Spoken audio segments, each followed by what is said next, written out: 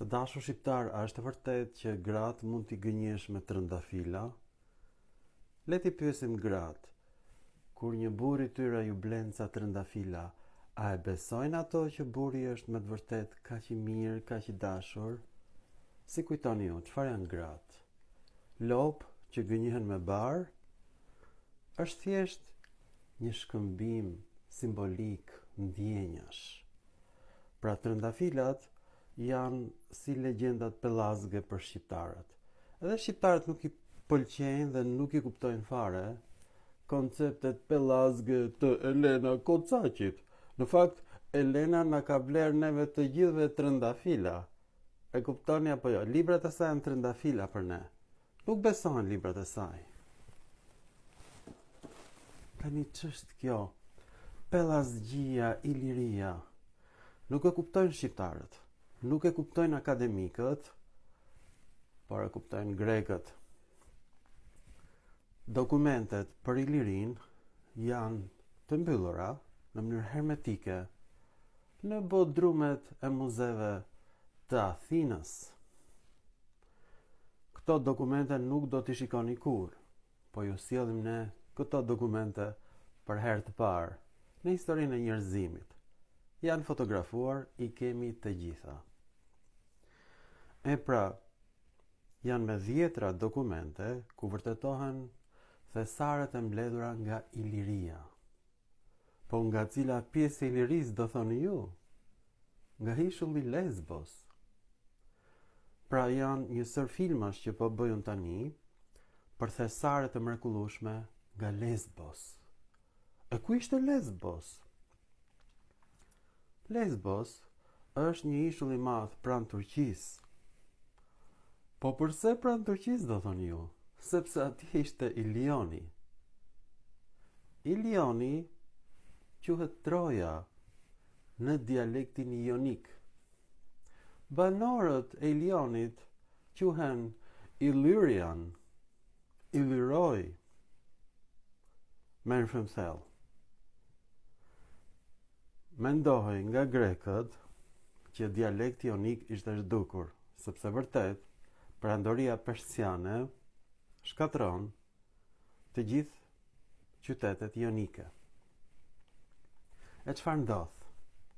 Në momentin kur shkatrohen qytetet ionike nga perandoria persiane në Turqi, shfaqet emri Illyria në Iliri. Dhe çfarë është Illyria? Janë folës të dialektit ionik që shtrihen në të gjithë Kroacinë, Dardaninë, Hungarinë, Shqipërinë dhe një pjesë të mirë të Greqisë Veriore, të quajtur Arben. Të dashur shqiptar, ilirët janë grek të përzën nga Azia e vogël, nga perandoria persiane. Dokumentet e Athinës nuk përmendin banor ionik, por Illyroi. Dhe ishulli më i madh i tyre ishte Lesbos, pranë Turqisë. Pra, perandoria Dardane është perandoria e Ilionit, flasin dialektin ionik, sipas grekërve, por banorët quhen Illyroi ose banorët e Trojës, Ilionit. Çfarë është Ilioni? Është sharje në greqisht. Do thot organi femëror. Po ashtu, drilon, emri drinit, organ mashkullor. Çfarë është labiatan? Buzët e organit femëror. Çfarë është Lesbos? Është ishulli kur ionikët praktikonin lëpirjen e akullores, që kanë shumë qef, të gjitha gratë. Pra, të gjithë burrat i lirë quhen lesbik, labiatan. Është sharje në greqisht. Në fakt, emrat e fiseve ionike në Iliri janë sharjet më të rënda në greqisht. Këta janë ionikët. Janë banor të asaj pjesë të Turqisë që flisin dialektin ionik, të përzën nga perandoria persiane. Në shekullin e 5 para erës sonë. Kjo është iliria, e vërtet. Pra, ilirët ishin grek, a kuptuat apo jo? Flisin dialektin jonik të Ilionit.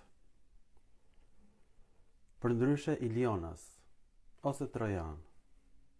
Dhe tani do ju sjellun një dokument tjetër për thesarin jonik që gjendet në Athinë. Ishtë dërguar Athinës nga grekërit jonik, nga ishulli Lesbos, për krenare ilire. E kuptua tani, kush janë ilirët? Ishin grek. Çfarë është dialekti jonik? Nuk përfshihet forma e trajtës së shquar para emrit në lakimin e emrave në greqisht. Për ta lakuar emrin në fjali, forma e trajtës së shquar i prapavendoset emrit si në gjuhën shqipe. U kënaqet tani. Ky është dialekti jonik, dialekti i poemave të Homerit, i Iliadës dhe të Odiseas. Ky është lajm shumë i madh. Tani shikoni filmin të krijuar me ndihmën e inteligjencës kompjuterike, se ndryshe nuk do ishte kuptuar kjo kurrë, ose është e mbajtur fshehur nga grekët. Ky tekst është një inventar objektesh të çmuara dhe armësh, me shumë pjesë të dëmtuara ose të humbura. Prandaj ka boshllëqe dhe shenja si. Përkthimi në shqip do të jetë pjesërisht rindërtues, si një mozaik me disa gurë të munguar. Ja përkthimi i afërt. Një helmet të bronzi, 3 copë, një mburoj e vogël bronzi, një thikë kam me dorezë prej fildishi, ajo nga me thymna e praruar me ar, një shpatë e shkurtër kam, një mburoj me stem nga Lesbos, një helmet i lire prej bronzi, një unazë ari me gur oniksi, e papeshuar kjo. Një gjerdan ari me gur të çmuar, më i madhi me numër trëndafilash dekorimesh 2 qyda dhe in kokë dashi pesha e këtyre 3 syda.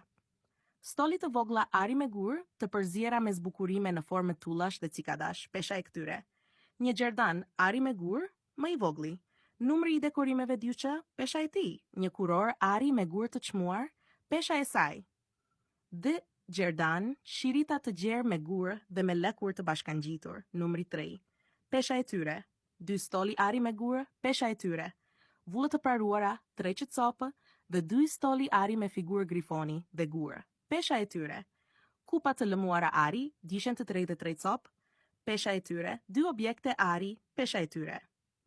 Një akinak, shpatë persiane e shkurtër, e praruar, e papeshuar. Një enë, objekt qelçi me argjend, pesha e tij. Ky duket si një regjistër thesari ose oferta shtempulli, ndoshta nga një inventar publik Athinas ose një feje, ku regjistrohen armës, stoli dhe objekte luksi. Veçanërisht interesant është përmendja e helmetës ilire prej bronzi, Illyrikon Halkon, që është si një dritare e vogël nga antikiteti, ku Iliria fut kokën në dokument. Nëse dëshiron, mund të bëj edhe një koment filologjik, resht për termat si pelti, akinakis, ormos, apo sistemin e peshave numerike që përdoret këtu.